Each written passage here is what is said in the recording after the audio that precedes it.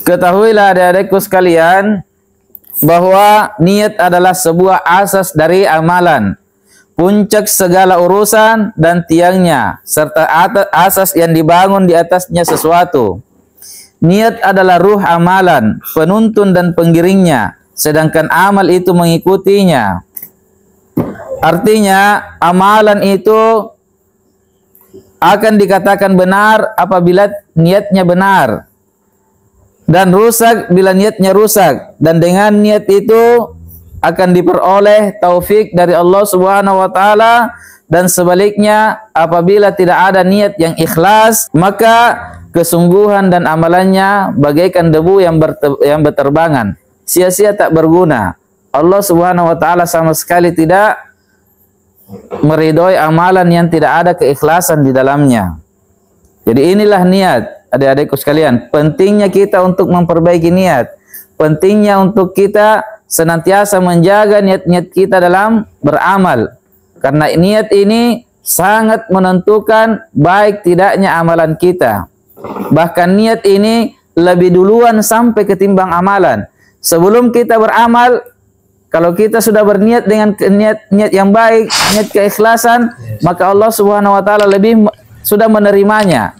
Allah Subhanahu wa taala sudah sempurna menerima niat itu sebelum kita melakukan amalan itu. Bahkan sekalipun kita tidak jadi melaksanakan amalan itu, maka tetap Allah Subhanahu wa taala menerima niat-niat baik kita.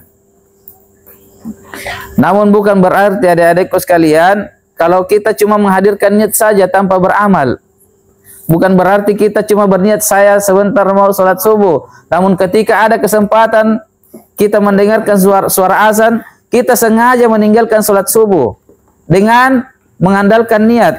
Ini bukan niat yang benar. Karena niat yang benar, niat yang jujur, itu ketika dia memiliki kesempatan, maka pasti dia akan melaksanakan niat itu.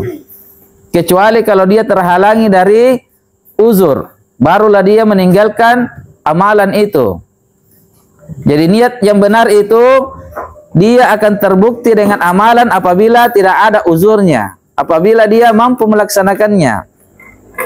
Sebentar kita akan uraikan insyaallah taala tentang hadis-hadis yang membahas tentang niat ini. Kemudian Nabi sallallahu alaihi wasallam bersabda tentang perkara niat ini, dan ini adalah hadis yang sangat masyhur. Ini adalah hadis yang sangat terkenal, di mana seluruh para ulama mengambil pendapat dari hadis ini bahwa niat itu adalah perkara yang wajib untuk dihadirkan dalam setiap amalannya. Nabi sallallahu alaihi wasallam bersabda, "Innamal a'malu binniyat wa innama likulli imri'in ma nawa."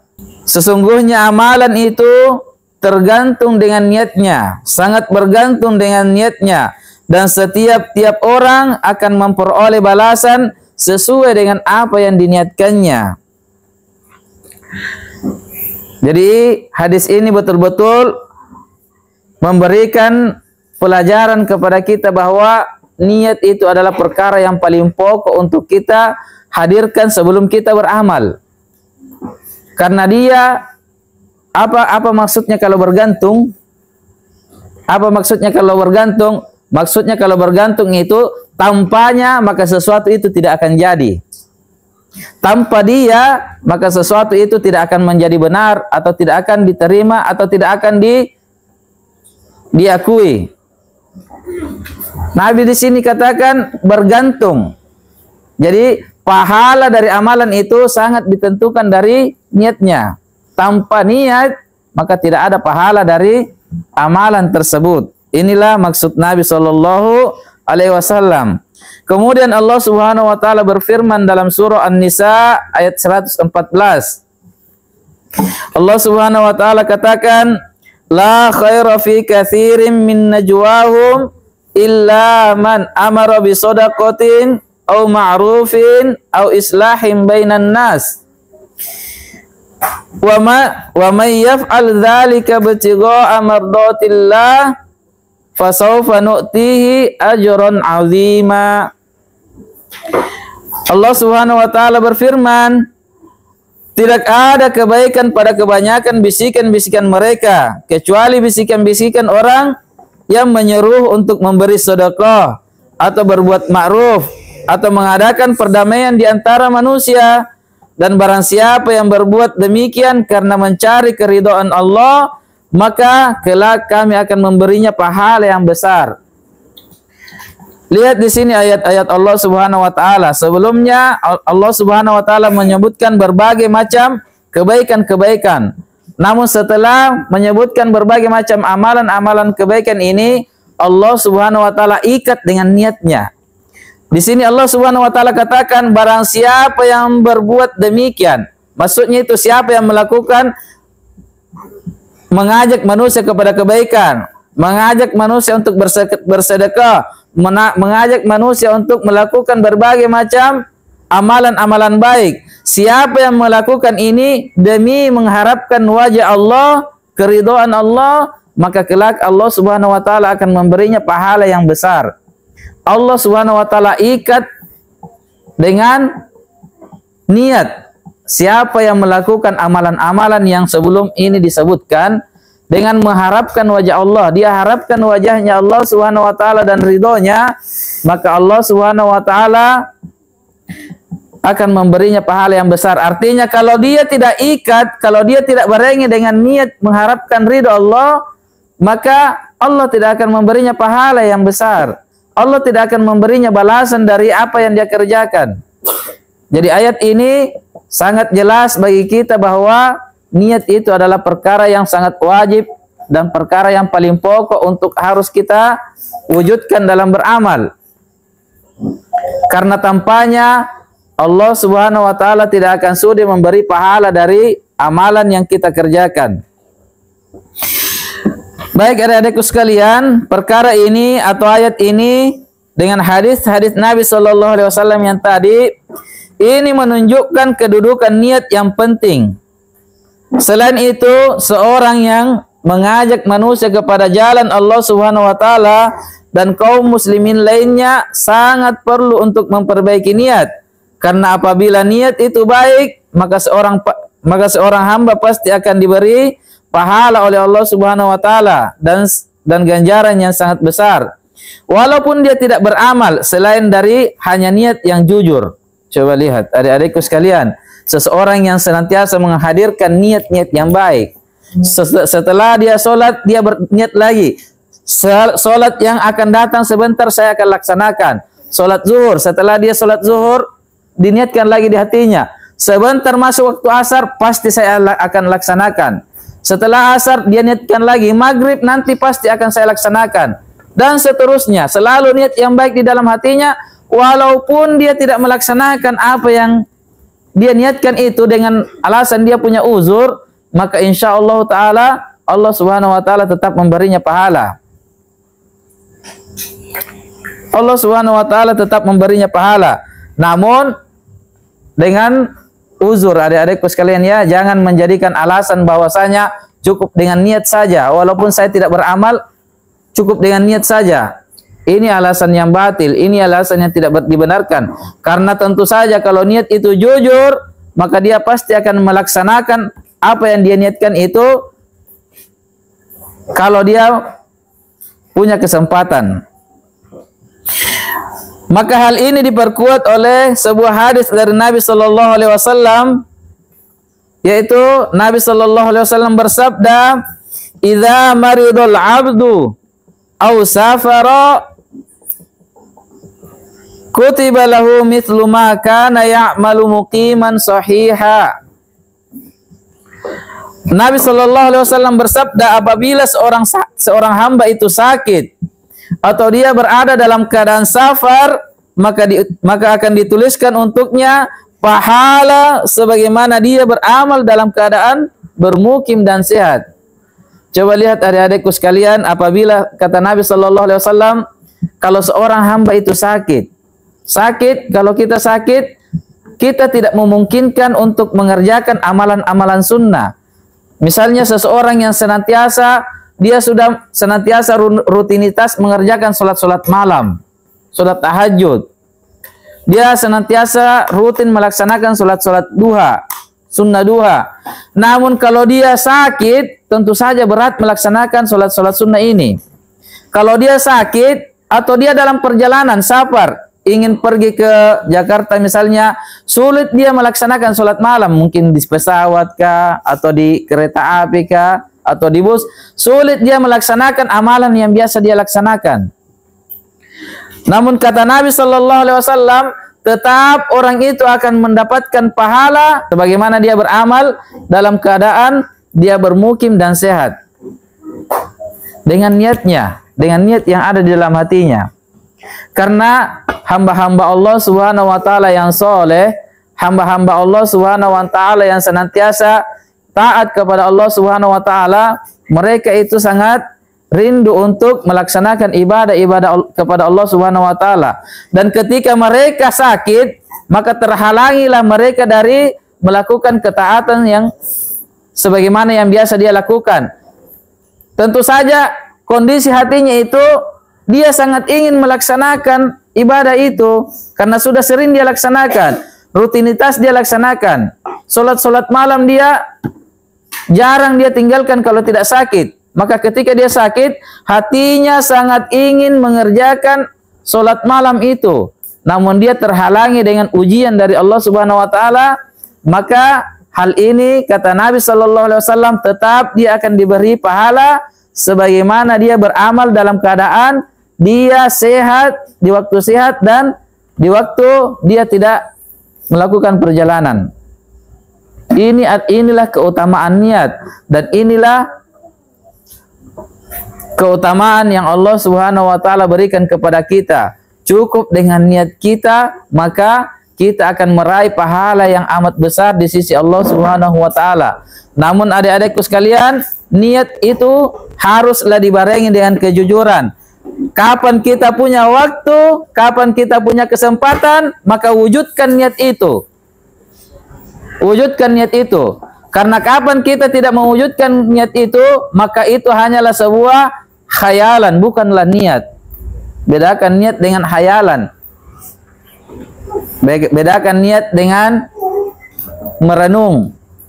Niat itu adik-adikku sekalian, seseorang yang sudah kuat niatnya, kuat tekadnya di dalam hatinya, kapan punya kesempatan, punya waktu, maka dia akan laksanakan apa yang dia sudah niatkan itu. Kemudian hadis selanjutnya, Nabi Shallallahu Alaihi Wasallam bersabda, "Ma min imri'in takunu lahu salatum bil-lail, fayaglibuhu 'alaiha naumun illa kutiba lahu ajru salatihi wa kana naumuhu 'alaihi shadaqah." Betapa mulianya hadis Nabi Shallallahu Alaihi Wasallam ini dan betapa indahnya. Ini memberi kabar gembira kepada kita seluruhnya adik-adikku sekalian akan hebatnya perkara-perkara seseorang yang senantiasa memperbaiki niatnya. Nabi Shallallahu Alaihi Wasallam bersabda dalam sebuah hadis yang diriwayatkan oleh Al-Imam Bukhari, tidak ada seorang pun yang dia sudah biasa mengerjakan solat lail atau solat tahajud, solat malam. Lalu ketika suatu hari dia dikalahkan oleh rasa kantuknya, dia sangat mengantuk sekali, dia dikalahkan oleh rasa ngantuknya, maka hal ini dia tetap dituliskan untuknya pahala solat tersebut dan tidurnya pun bernilai sedekah di sisi Allah Subhanahu wa taala. Kenapa demikian adik-adikku sekalian? Ini karena kedudukan niat. Ini karena keagungan niat. Ini karena kemuliaan niat. Ini karena keutamaan Allah Subhanahu wa taala kepada hamba-hambanya yang senantiasa menanamkan di dalam hatinya niat-niat yang baik. Karena orang-orang yang senantiasa berniat yang baik itu adalah hamba-hamba Allah Subhanahu wa taala yang soleh. Sebelum dia tidur sudah ada di dalam hatinya, nanti jam 3 saya akan bangun. Kalau saya mampu saya akan bangun. Apa yang dia inginkan dengan bangun itu, saya akan sholat, saya akan beribadah kepada Allah Subhanahu wa taala, saya akan menghadap kepada Allah Subhanahu wa taala. sudah ada di dalam hatinya sebelum dia tidur. Hanya saja ketika sampai jam 3 terlalu mengantuk dia. Terlalu mengantuk sehingga dia dikalahkan oleh rasa ngantuknya. Sehingga dia pun tidak bangun untuk melaksanakan apa yang dia niatkan. Maka kata Nabi SAW, tetap dia akan mendapatkan pahala sholat malam. Dan tidurnya itu pun akan bernilai pahala, bernilai sedekah. Inilah keutamaan niat adik-adikku sekalian. Maka pelajari niat ini dan senantiasalah kita menghadirkan niat-niat yang baik. Agar Allah Subhanahu wa ta'ala senantiasa mengalirkan pahala-pahalanya kepada kita seluruhnya. Niat yang baik, niat yang jujur, niat yang benar mengalahkan seluruh ibadah-ibadah bagaimanapun banyaknya yang tanpa dibarengi dengan niat yang benar.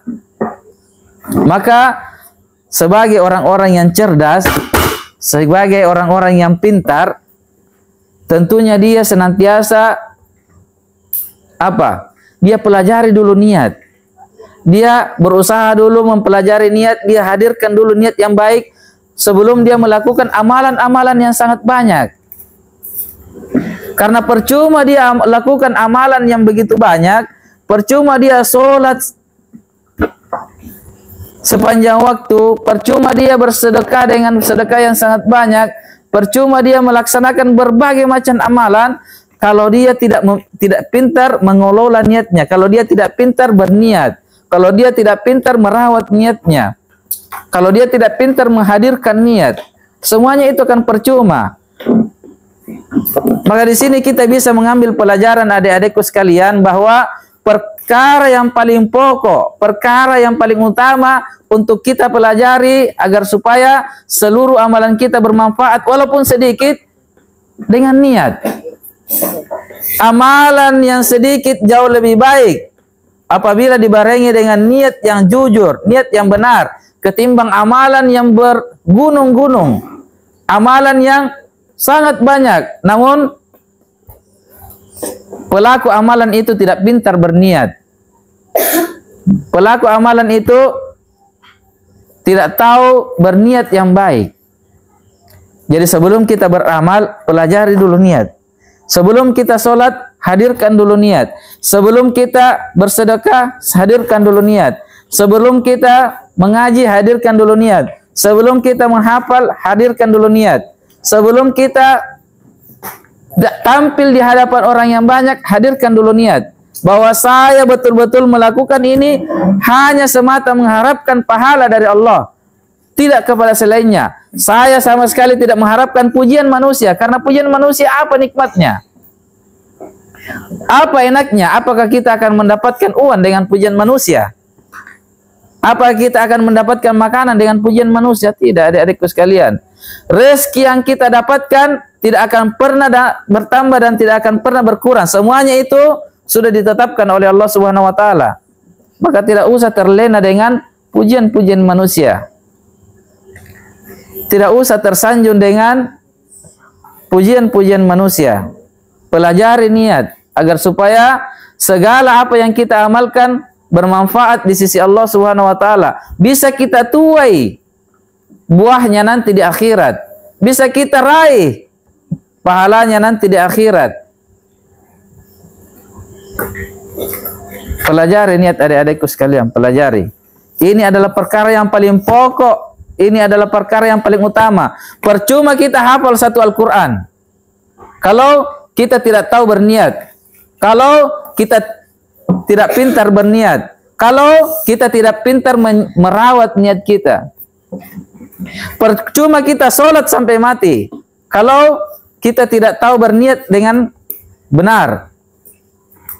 Dan percuma semua amalan-amalan Islam kita laksanakan kalau kita tidak tahu berniat dengan benar.